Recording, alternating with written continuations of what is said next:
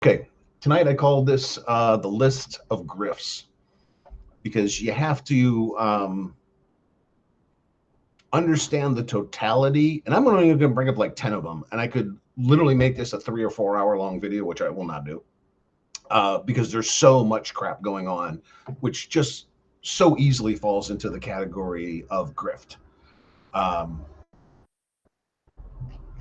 we have a lot of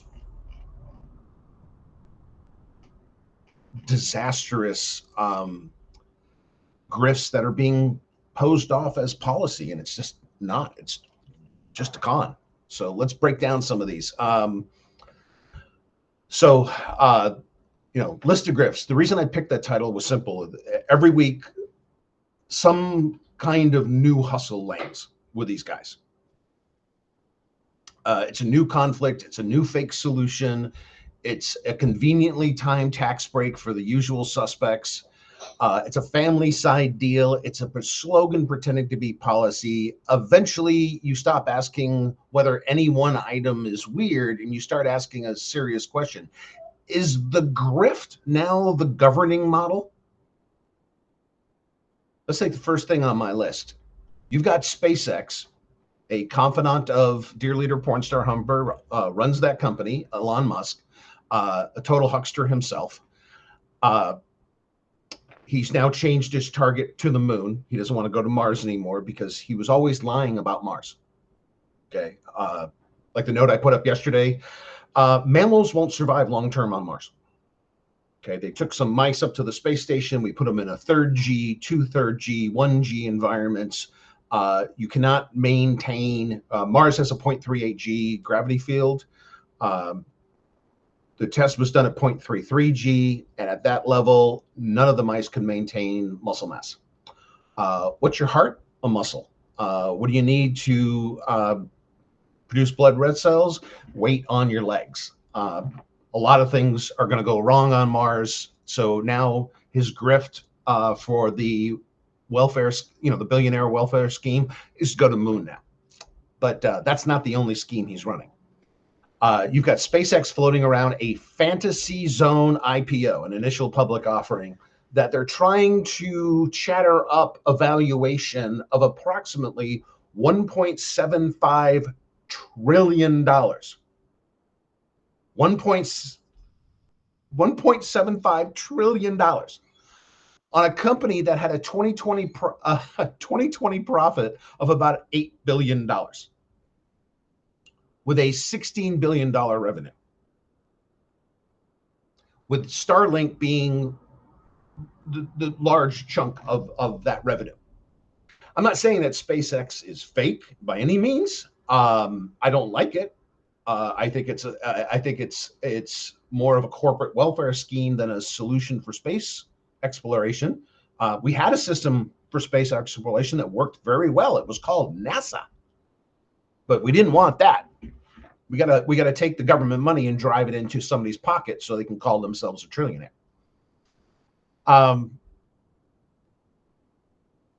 The whole business scheme under the umbrella of what Musk is doing is just an intertwined snake's nest. It's all braided together. And when you look at SpaceX, who's SpaceX's biggest customer? SpaceX. Okay. And when you start looking at the situation, it stops looking like a sober capital, plan, a capital formation, and some sort of sci-fi hype tech sermon for rich guys that already own the company. There's no way SpaceX is worth $1.75 trillion. Simply trying to get there in itself is a grift. The second thing that is obviously a grift is they're opening up the strategic petroleum reserves, and the way they're doing it is what they're calling an SPR exchange. What they want to call it is energy stabilization, but it's not that given the volume of problems they're creating with the Iran war. But if you want to call it energy stabilization, okay, we'll call it that.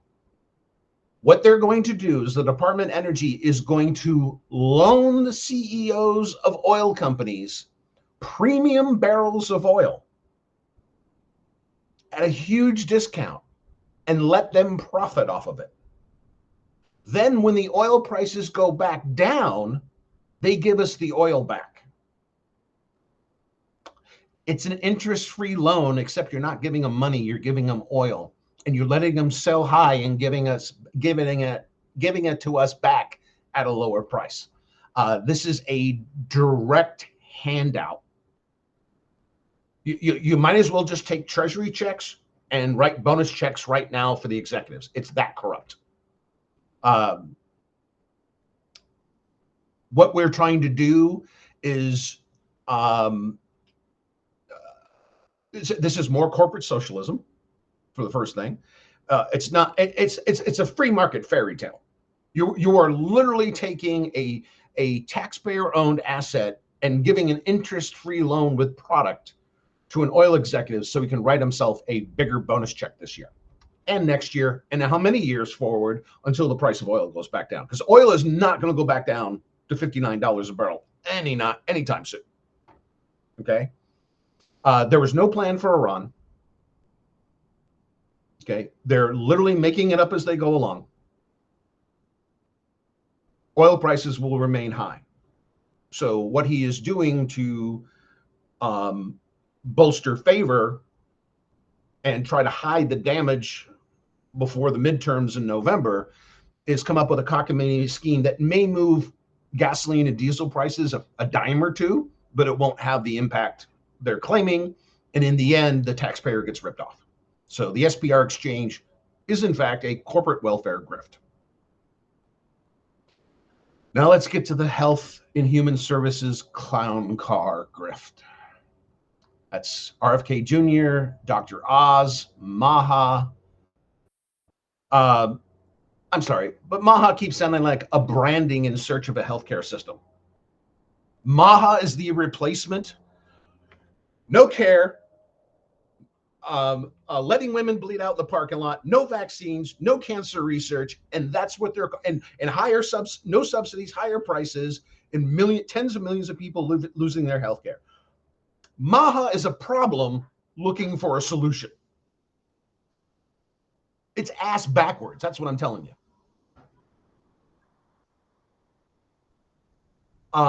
They're coming out with things that we're already in the ACA, and they're saying, "Oh, we're fixing healthcare. We're doing exactly what's already written in the law." But since I said it, it now fixes the healthcare. If the black president said it, the black guy said it. Nah, and it can't be true. This is how grifty these assholes in Health and Human Services are getting.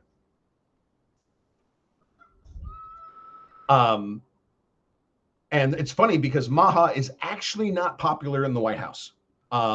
It's polling as a complete grift. RFK is just seen as a clown. He has zero respect other than that 21% base that Trump still holds. And I explained before, all dictators stay at 20%.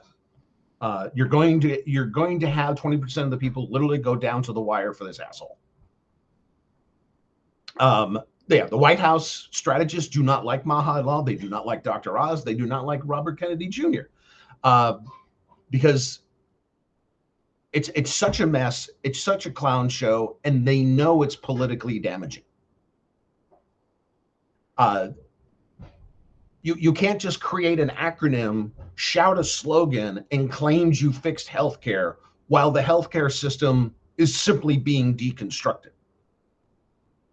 And what's pissing off even MAGA Republicans is they're seeing this in real time. Their hospitals are closing. They're going to have less and less and less and less services going forward, and they're already seeing the beginning of it now. They've been telling us for 10 years they had an Obamacare replacement. So anti-abortion laws, higher premiums, no subsidies for the poor, destroy Medicare, destroy vaccines, lie about vaccines. Okay. They literally had to remove 99% of the medical and scientific data to come up with the conclusions they just recently came up with. And they know that. It's a scheme. It's a con. Their way of saving money on healthcare is taking it away from you. Letting people die earlier. Even though America is not very high on the list on living to old age, we're a lot of countries beat us. A lot of countries that would surprise you beat us in the matrix of mortality. Yeah, so 10 years they said we're going to repeal and replace Obamacare. They've just been a bull in a china shop. They're just breaking shit. And then when the expensive vase is lying in the floor in 1,000 pieces, they go, look how we fixed it. They don't have a model for a replacement. They have no idea what be a replacement. What they're doing is selling merch. They're deconstructing healthcare while they sell you merch. So go buy your red, stupid fucking hats. Go buy your black and gold Proud Baby hats. Okay? That Proud Baby hat is the replacement for your rural hospital, you fucking moron. And when real setbacks start happening in the more populous states, not the rural areas, that's when people are going to have to wake up, because they're going to watch their grandparents and their parents and their elderly uncles and aunts die for no good damn reason. Okay? Maha, just like MAGA, is a grift. Then you have the chief grifter, chief advisor to the president and chief grifter, the richest grifter in the cabinet, dear leader, porn star Humper's son-in-law, Jared Kushner, the magical son-in-law envoy that in the first term was going to solve Middle East peace. Now we have the Iranian war because I guess Bibi Netanyahu is our president. Dear leader, porn stepper is just his lapdog that takes orders. Okay. So somehow Jared Kushner keeps landing in Arab and Middle Eastern countries, and every time he goes over there, it puts money in his pocket. Okay? Reuters said that he was back in the middle of the crisis diplomacy, and Cruz says Trump formally named him the Special Envoy for Peace on February 19, 2026. After a period, he was already the foreign policy space without a formal role. Meanwhile, Reuters has reported that Saudi Arabia has given him $2 billion. That's billion with a B.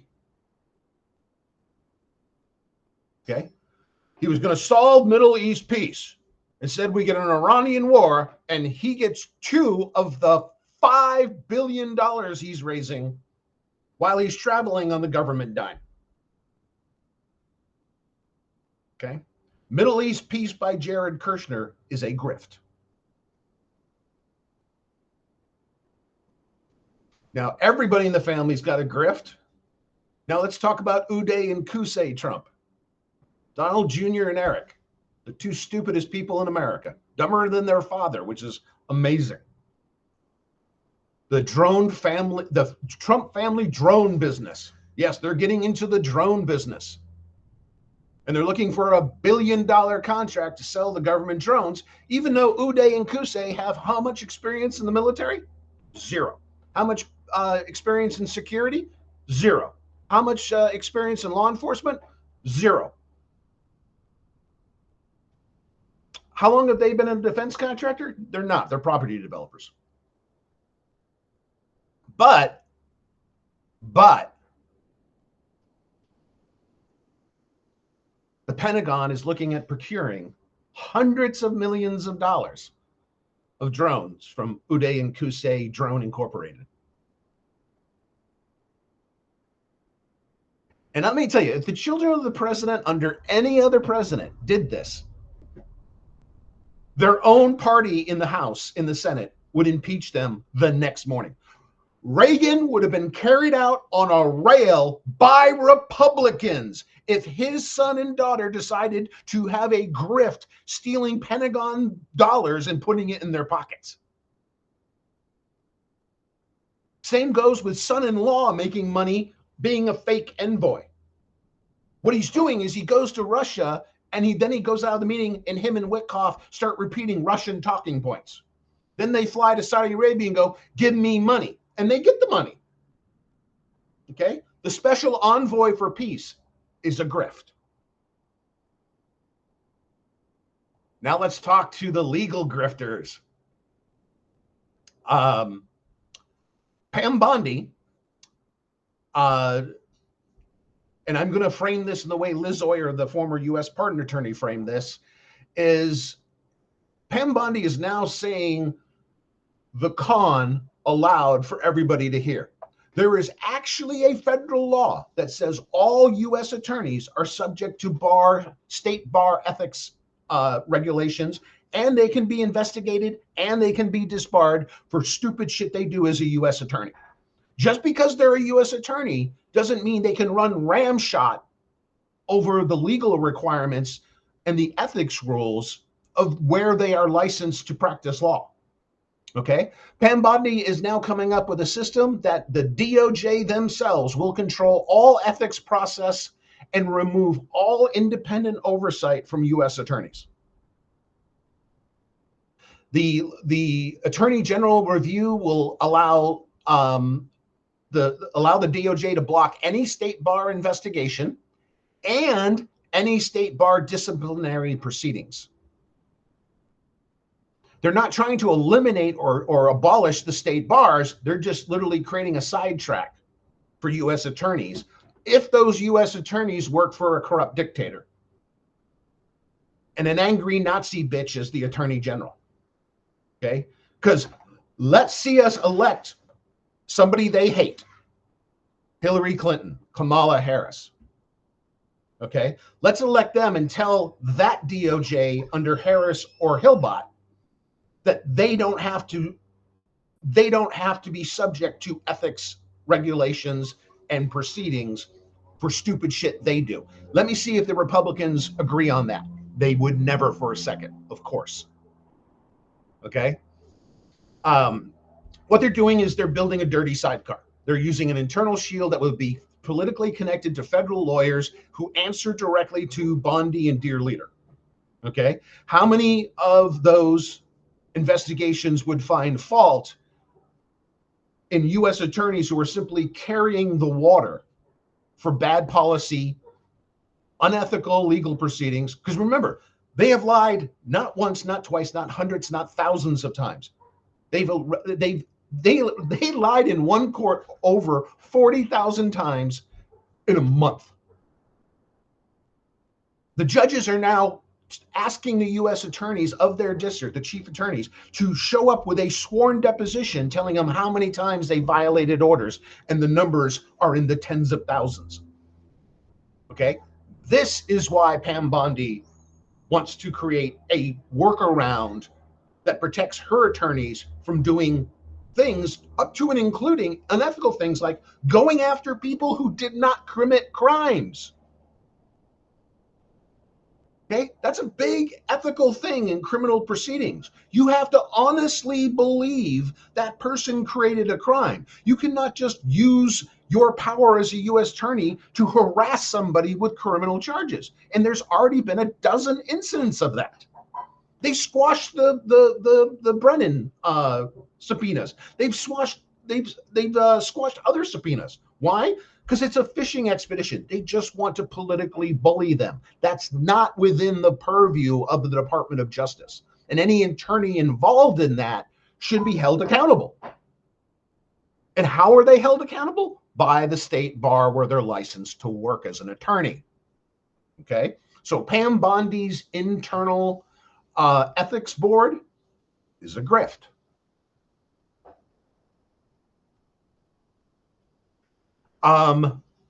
Management of the Veterans Administration is a grift.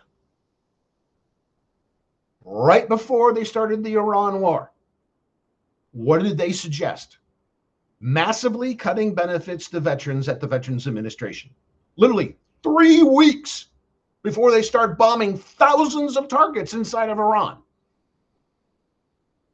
They decided we're going to create more disabled veterans, but we're going to fund it less. Why? So we can claim falsely that we've curtailed the deficit, so after the midterms, they can give themselves yet another tax break.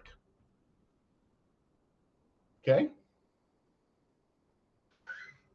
What happened is the VA really did push an interim rule on February 17th that changed how disability ratings could account for the impact of medication. And then, after furious backlash, they're now rescinding it. Okay?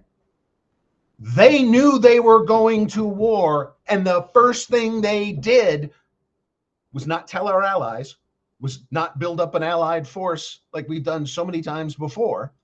We went rogue with Israel, and the answer to combat is to defund the VA by fucking with the disability ratings.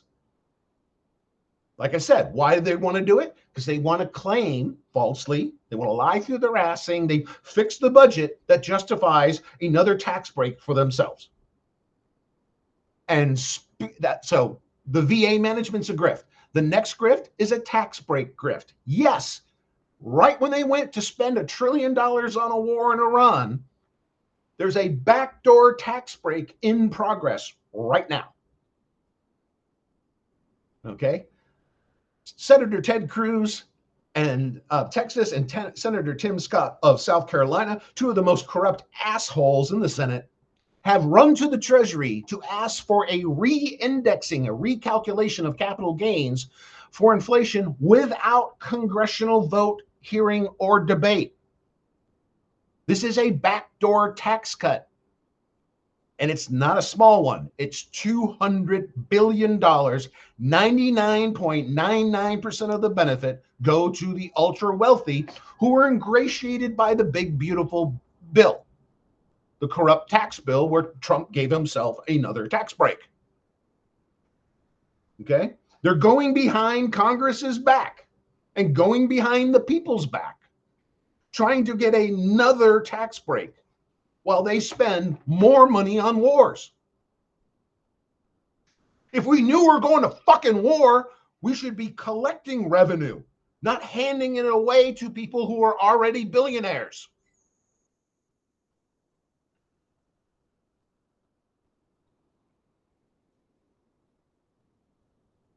The problem is Senator Cruz and Senator Scott, scumbags at large, are asking the Treasury to perform something they do not have the authority to do. The Treasury can't just decide that we're changing the capital gains calculations. That is documented in a 1992 DOJ opinion that set out flatly that the Treasury has no ability to do that sort of stuff on their own.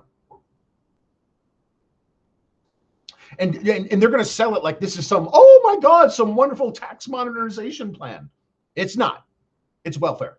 It's welfare for the wealthy.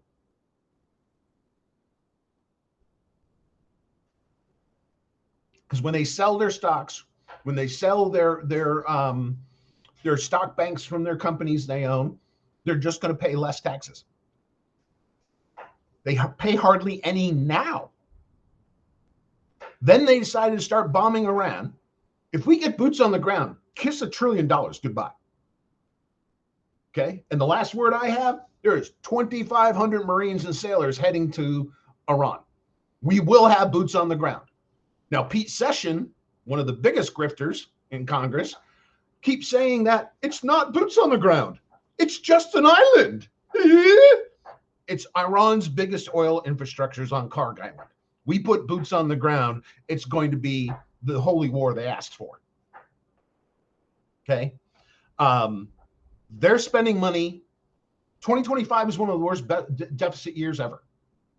They're spending money like a crack whore at Macy's with a stolen credit card. And what are they doing? They're running over to the Treasury to do an illegal tax break for their campaign donors. Okay? The re-indexing of capital gains is a grift.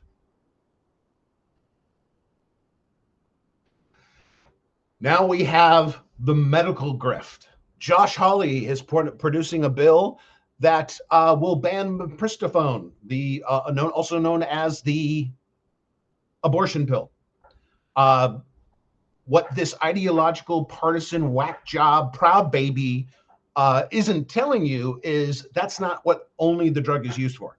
It has actually several uses, and taking it off the market would actually hurt medical patients and hurt women, because mifepristone is probably the easiest way for birth control without having to have a surgical abortion. Okay. Now, how is he presenting this bill? By lying about it. Okay. There is study after study, including a study in Europe that tracked the drug for over 20 years. It is one of the safest drugs women can use. And nobody has identified a critical problem with the use of the drug. What does Hawley say? Quote, mifepristone is inherently dangerous. Completely opposite of the scientific paper, medical paper. The FDA, as well as many other nations' medical departments, say it's safe and effective when used as indicated, and major medical groups, including the ACOG, have reaffirmed that the safety of the drug is not in question. And again, this is a long-term studied drug. This is a drug that's been looked at time and time and time again, and it's come up positive every time. So what is his anti-mifepristone bill? It's just ideology cosplaying. Okay.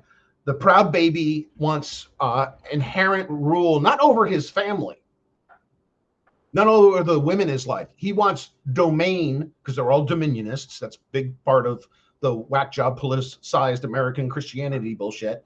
He wants domain over all women. He literally wants to control what they do in life. Well, they scream freedom. Yeah, right. Whatever. So Josh Hawley in his anti-medical bill is a grift. It's an ideological grift.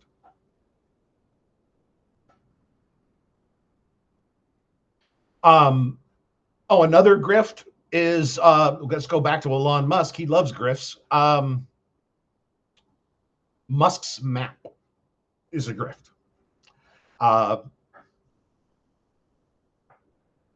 Musk has a xenophobic, racist, apartheid, shit for brains conspiracy theory that the Democrats are effectively importing future voters in to change the voting map. Okay. Read both Fact Check and Political Fact about this. Boy, they both broke it down. Go to either one of those sites, look at Musk's map. They disembowel this bullshit. It's just a grift. Okay. He bases it on bullshit Social Security number claims, which have been totally debunked. Okay. Even the way he presents them is just misleading out of the gate. People legally authorized to work in the United States can get Social Security numbers. Okay. I don't think many of these people are still around, but many of the foreign railroad workers, I think they were 660s. 660 dash numbers, and that meant they were railroad workers. Many of them weren't U.S. citizens, but he needed some way to pay into the system since they were working in America long term. Some of these people were foreign workers that worked on the railroad for a decade or two. So all his complaint is it's nothing to do with illegal voting. It's about his racism. His just abject apartheid shit for brains head. That's all this is about. He came up with a conspiracy theory, supported none of his claims, and then said, oh, I just proved voting fraud. See? And the maps are changing. Well, the analyst looks at the map, they're going, they're changing with population. They're changing with trends. They're not changing because some giant conspiracy theory of the Democrats are taking cruise liners and sending them to other countries and shipping people back to America and immediately giving them a social security number and a voter ID card. That's not happening. That is just conspiracy theory bullshit. being spouted by a lunatic and a grifter. So Musk's map is a total grift. And you start looking down the list I just presented to you, there's connective tissue here. And you got to ask a question now, is this a list of grifts? Or are grifts the actual system now? Let's go through the connectivity here. Over $1 trillion valuation story that begs for skepticism. You made 16 billion and you're worth 1.57 trillion all of a sudden? Okay. Public oil reserves used for private sector shock absorbing so the oil company executives don't lose their bonuses. Healthcare slogan pretending to be a healthcare system. A son-in-law envoy, nepotism, wrapping private money around public diplomacy. Presidential family members, direct family members, chasing drone money out of the defense budget. An attorney general literally trying to eliminate ethics oversight while their lawyers lie in federal court and get caught a lot. Veterans being put on the chopping block within weeks of declaring a major war. A backdoor tax cut for the wealthy without a vote. A fake medical panic aimed at women's autonomy and their ability to make their own private medical decisions. A billionaire peddling a map based on a mythology with apartheid junk content as its base. That's not just one story. The grift is the story. It's not just a list. The list of grifts is not just a list of scandals. It's a list of operating principles. Privatize the upside again, socialize the risk, flood the zone with branding, keep ethics weak or eliminated in some cases, keep the money moving upward. Remember, the left-right orthodoxy has one purpose: making sure the money stays in the right hands and it always flows up and not to the middle class. And then blitz the entire country. Blitz the quarterback every single fucking play so people are too exhausted to track all the scams they're doing all at once. So tonight, that's why I'm tracking a section of them. Okay, and I'm not done. Okay. People have to be held to account for what the hell is going on. Because I find it ridiculous for Democrats to cheer themselves for getting a referral for Kristi Noem lying about the ad budget for her $220 million self-promotion campaign. She basically spent a Hollywood blockbuster budget, including P&A, print and advertising, on herself, and then claimed Trump was the one that approved it. He did not. Okay, they're cheering themselves because they got a criminal referral on Noem to the DOJ, knowing that Bondi will not lift a finger to do anything about Noem. Now, strangely, neither is Trump giving her a pardon, because he needs to dangle that over their heads. He's got almost 3 years to go still.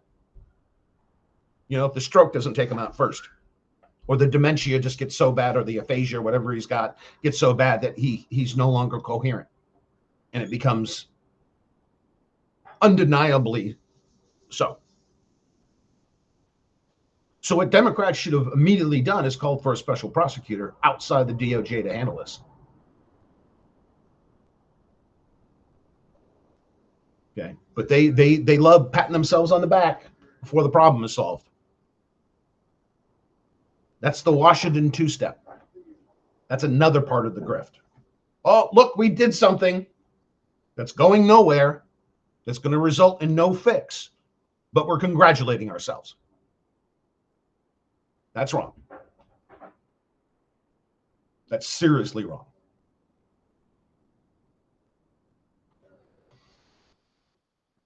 Now, hopefully, before I end it with that, I was going to do a separate video on this, but it's not as grifty as the other things, but this is kind of in the grift mode. Everybody's blowing up about this Joe Kent guy, the former Army Ranger who got placed up in charge of counterterrorism. He should have never been in that position. He's a partisan hack. He's a Ranger. I got to give him that. Rangers are heaviest pipe hitters in the military. Rangers are the badasses of the military. Okay. And that's fine. I'm sure he did his shit as a Ranger. I don't have any question about that. But if you look who preceded him in that job, there were people who had senior management role, because Trump hired him because Trump thought he was going to go out and kill terrorists. No, that's not the job he was in. The job he was in is about coordination and management of a wide sector of intelligence gathering and piping it all in and making sense out of it all. If you look at the people who preceded him, he's not the guy for the job. He's also very partisan.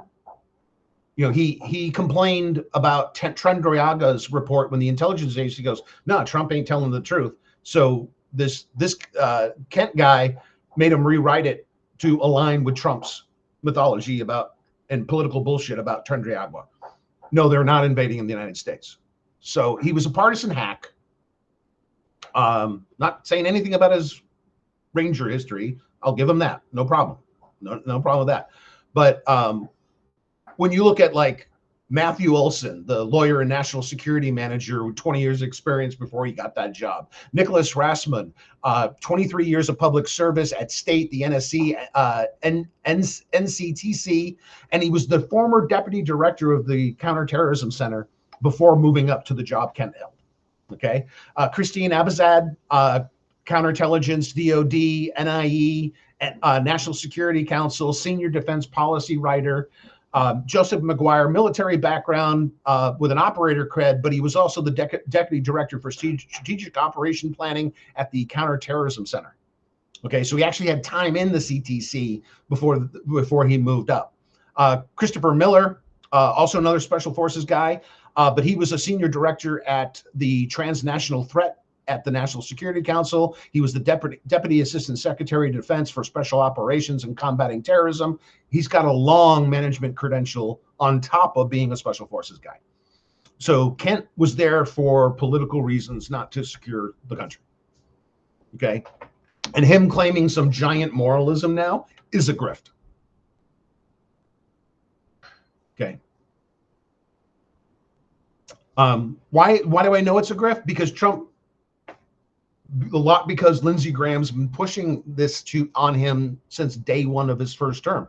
Lindsey Graham has wanted a war with Iran for the last 40 years. Okay. Many of the ridiculous far-right hawks have wanted a war with Iran. Even though they had no plan to win a war in Iran, they want the war anyways. Okay? So you can't tell me that this MAGA grifter didn't know Trump was going to invade Iran. You can't be in that level of position and not understand where the administration is going. Just like the Veterans Administration, you know, the management, as soon as they brought up, hey, we're going to cut VA benefits, somebody in the White House would call and go, no, you can't do that. I can't tell you why, but you can't do that. Okay. They didn't pull the rule at VA because of the Iranian war. They pulled it because the retired sergeant majors and the retired generals went completely fucking apeshit.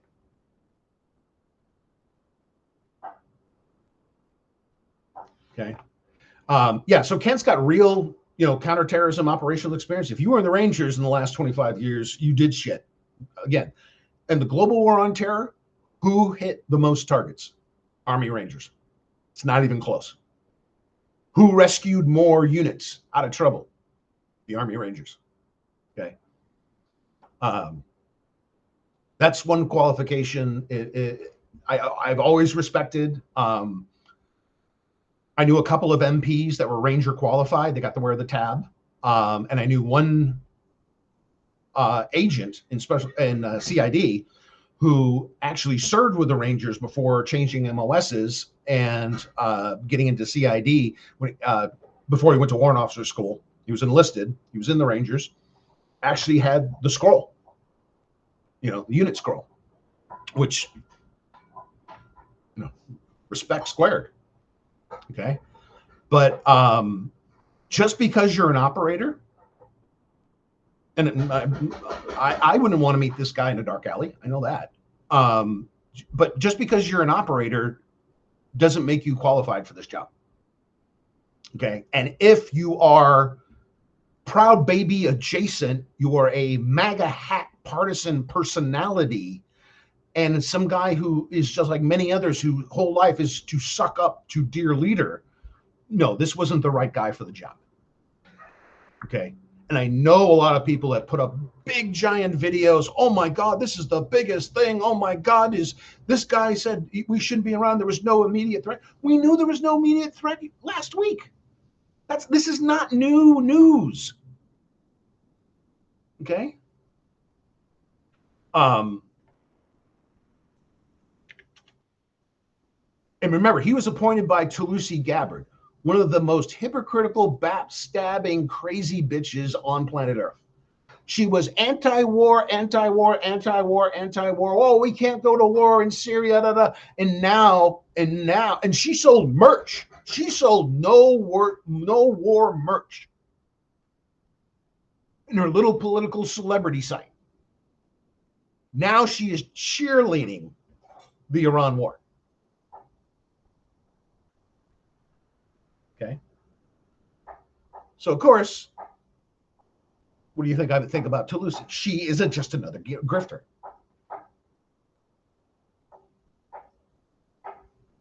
If somebody who isn't giving her time and space and recognition wants to launch a war, that's bad. If she's sucking up to the person who wants to start a war, it's the greatest thing America has ever done.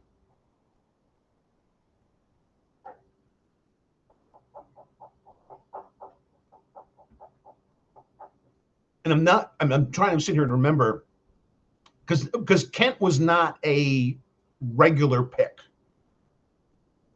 He was kind of out of left field, because usually to get to that position, you already had to work in that system already and already have management time, as I described, with the former leaders. So is it semi-interesting that Kent resigned and said what he said? Maybe.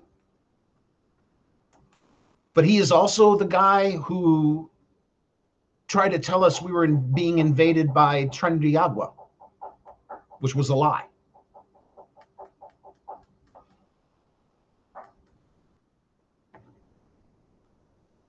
What I think he was put in there for was simply ideology.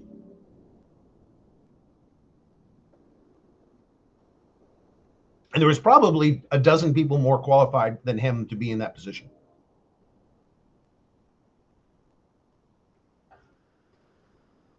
Because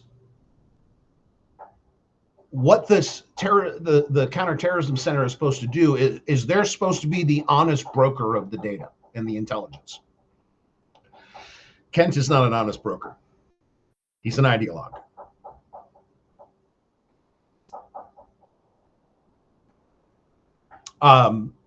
Yeah, okay, here are my notes.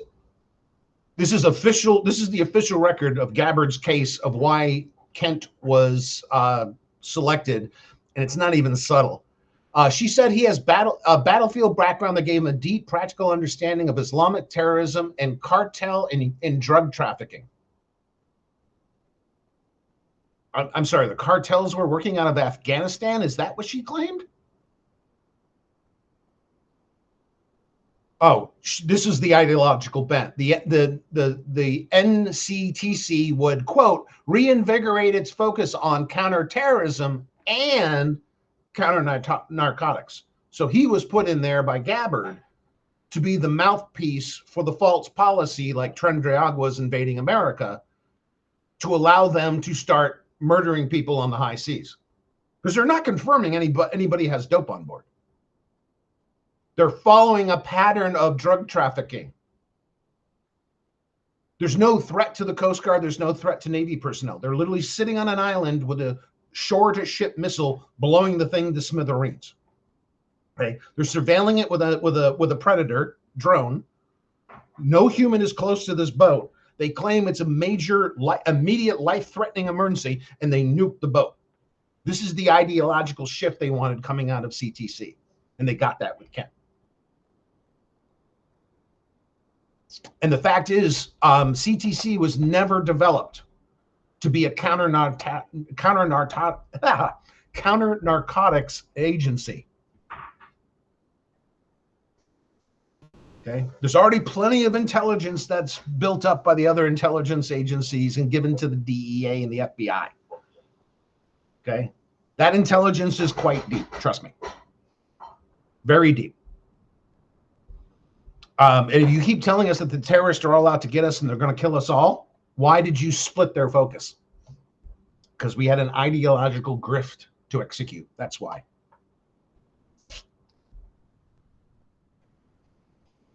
And by reviewing several of the statements put out by the White House, the things in the National Register, this was trying to change the focus from who we thought we were fighting.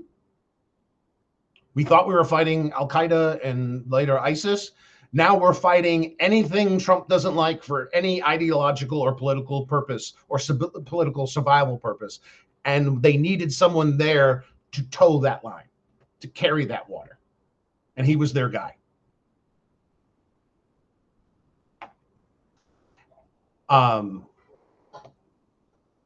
And there was a prior relationship between Gabbard and Kent.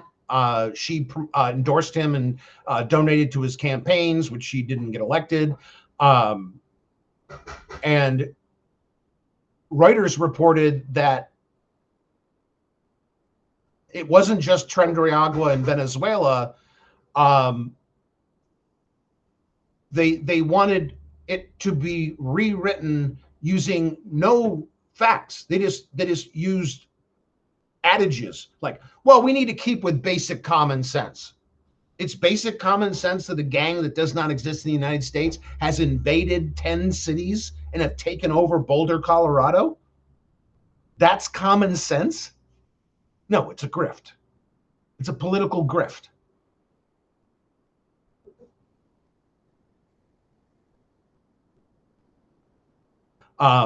Senator Warner in Congress has given several interviews that he has seen direct evidence that Kent sought to match intelligence to the political narrative coming out of the Oval Office. Okay, if you're matching political narratives to intelligence data, whether it be terrorism, crime, just general police intelligence, whatever, you're destroying your own operation before you start.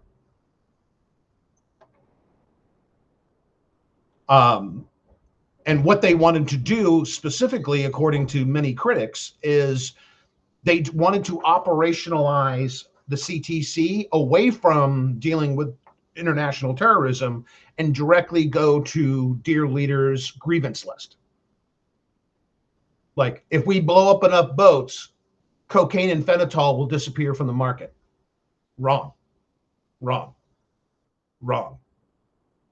Now, here's a little fun note. How many drugs, how many molecules in the drug war grift, how many molecules have actually been successfully eliminated from the market? Exactly one. Quaaludes. And that was only temporary until a British chemist figured out how to make it from scratch. They got Vietnam to stop making the precursor that wasn't made anywhere else, and it basically eliminated Quaaludes off the market. A drug, by the way, you can't hurt yourself with, even if you're drinking alcohol with it. Because if you relax, fun, and have no risk of harm, of course the government wants to ban it, right? But that was the only win they ever had. A researcher recently put into an AI model, an agent, looking at how many different molecules could have what do they call it? A psychoactive effect. And they roughly estimated there would be about 8 million molecules that would fall into that category. So they were going to play whack-a-mole using jaded intelligence, biased information, politically massaged reports, so they can play whack-a-mole across the Americas, chasing more molecules than they could ever track. Because so what if you get rid of phenol? Another drug will replace it. Why? Because there's an American consumer market that wants the drugs. And it's drug use and drug abuse is going to get worse because you're making people's lives miserable. Okay.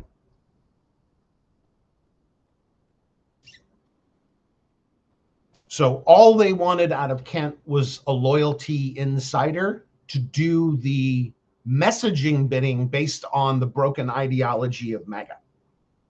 So don't read too much into this. Oh my God, I'm now a patriot. No, I'm sure you were a patriot when you were shooting people in Afghanistan in the Rangers. What you're doing here is carrying the water for a guy who thinks he's king. And how you're doing it? You're doing it through lying, bullshitting, politically adjusting. And in the end, it's all just a grift. Okay? Think about this part. Is it a list of grifts, or is the system itself the grift?